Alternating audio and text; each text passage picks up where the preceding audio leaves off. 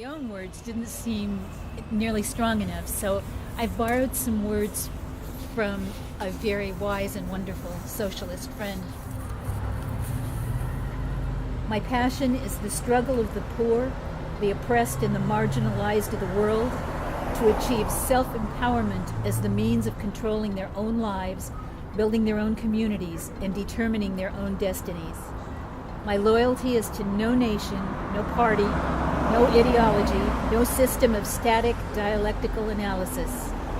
My dream is for the creation of small local collectives of folk who care for each other and meet their own needs without the necessity of formal authorities, experts, or institutions that are born of a continuously evolving, ongoing process of revising ideas about economics and policies that parallel new discoveries in science and advancing technologies. It's kind of a tough question to answer just in a short clip, but I remember learning while I was studying about realism and liberalism, and there was so little about socialism and Marxism. Actually, this is a pretty easy question to answer.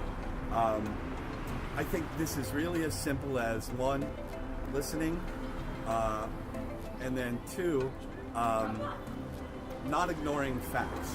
If you're willing to open your eyes when you look around your community and see what your neighbors, what they face, I think there's probably a pretty good chance that you might end up at a similar place that I am. As a child, they taught me to love my brother and sister. When I went to temple, they told me to love humanity. When I went to school, they taught me about all these great leaders that came before us and did these wonderful things. And I joined the service. They taught me about my country. And all of these values that I was taught led me to a place where we were supposed to care about people other than us, about humanity.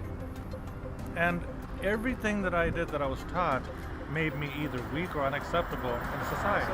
I am a socialist because in my life as a voting citizen, I have noticed a decline in our country and the way it does business with other countries and the way it does business with internally with its people. I see us going to war a lot. It's just to add a little more choice to what we the people have to work with. Being a Mormon, growing up in Central Texas, I was pretty accustomed to being disenfranchised, even though I didn't know what that meant back then. So not knowing what socialism meant or not knowing anything about the labor movement or social justice, I hadn't heard of any of that stuff. I have a real problem living inside a system where we have people who make, $1, $2, $5, $10, $20 million. And in that same system and in these same communities, we have people who they can't afford to eat. What sort of system creates that sort of disparity and encourages that lack of care from one community about a lack toward this other community? I'm not comfortable with it. I'm not okay with it. And I think it's worth fighting for, giving these people an opportunity to eat, to have a roof over their heads, and to have a dignified quality of life. At some point you come to a place where you wonder, why the human being is so important, but nobody acts that way. And the only system that promotes the individual is socialism.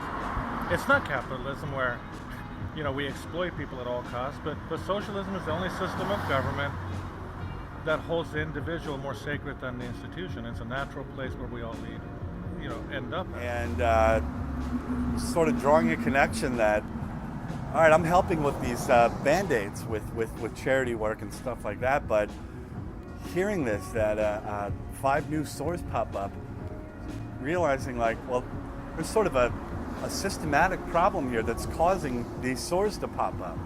And took the next step further to look at what's causing these stores, and sort of seeing feeling somewhat a futility in this Band-Aid approach to charity work, and what can I do to sort of contribute to a cure? Fighting for one reform after another wasn't ever going to be the sustainable solution, and that there needs to be some sort of structural change rather than fighting fire after fire. There needs to be something more. The only way to really have a just society is socialism, and the only real critique of capitalism is there as well. It's a way to put the focus on what people need to ensure that people's most basic needs are met. Right now, we have so little to say about the decisions that are made on our behalf.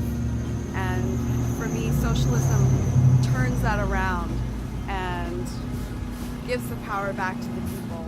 To me, socialism provides an alternative that I think is long overdue.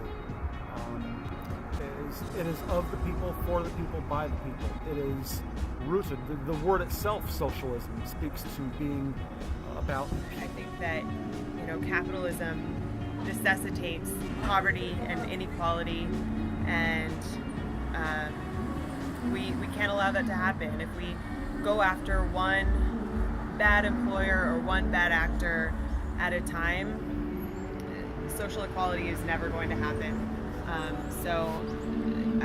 To me, that's why I am a socialist. So my question really is, why am I in the minority that I'm a socialist?